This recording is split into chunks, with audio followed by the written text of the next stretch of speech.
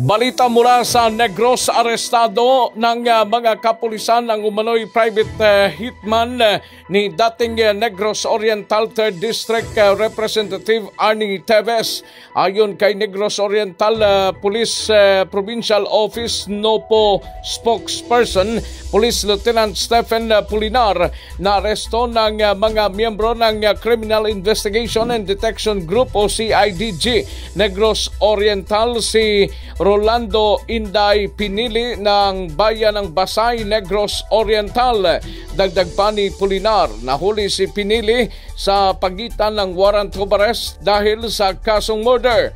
Base sa record ng NOPO, si Pinili ang umano'y top 2 most wanted person na sa buong Region 7 at top 3 top 3 most wanted person sa buong lalawigan ng Negros Oriental. Si Pinili ang isa sa mga tinurong private hitman ng anay o ng dating kongresista at involvado sa pagpatay kay dating Negros Oriental Board Member Michael Dongog. Mula sa Aksyon no Radyo Bacolod, dito si Rex Cantong, tuloy-tuloy sa pagbabalita, tuloy-tuloy sa serbisyo, sama-sama tayo Pilipino.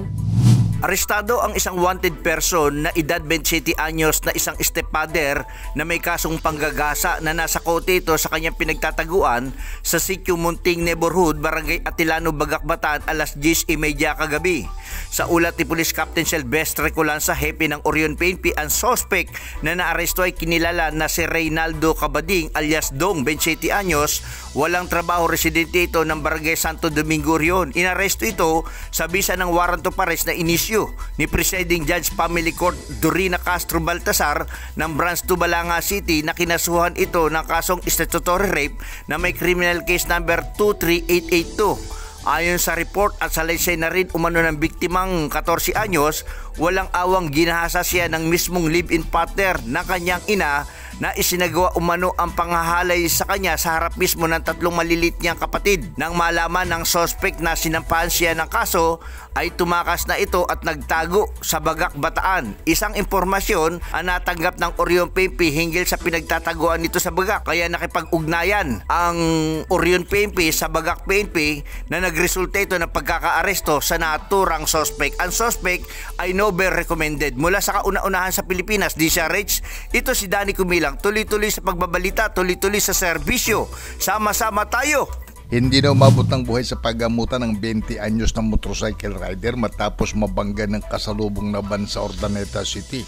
Sa ulat ni Chief of Police Lieutenant Colonel Lawrence Kit Calo, alauna 40 na madaling araw naganap ang aksidente sa National Highway sa Barangay Pinmaludpod, Urdaneta City, kung saan binabagtas ng biktimang nakilalang si Dan Aldrin Peralta de la Cruz, 20 anyos, residente ng Nancalobasaan ng nasabing syudad, sakay ng kanyang motorsiklo kung saan nag-overtake umano sa sinusundang sasakyan ng kasalubong na van na minamaniho ni Norberto Combis, 44 anyos, residente ng Dilanpa Orido sa lungsod, na pumasok ito sa linya ng motorsiklo na nagresulta ng head-on collision ng dalawang sasakyan. Nagtamo ng malubang sugat sa iba't ibang bahagi ng katawan si De La Cruz na naisugod pa sa Urdaneta District Hospital pero idiniklarang dead on arrival na ni Dr. Mark Muhammad. Ang van driver na si Conbis ay nasa kustodiya ngayon ng Urdaneta City Police Station at naharap sa kaukulang kaso. Mula sa Aksyon Radyo Pangasinan, ito si Freddy Pajarduaris, 38, tuloy-tuloy sa pagbabalita, tuloy-tuloy sa serbisyo,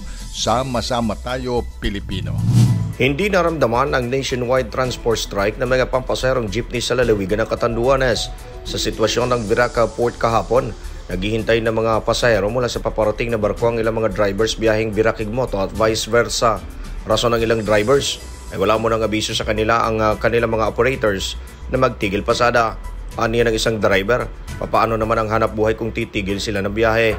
Sa lalawigan ng Catanduanes ay karamihan sa mga pampasadang sasakyan ay UB Express at bus, habang ilan na lamang ang kabilang sa mga pampasaherong jeepney.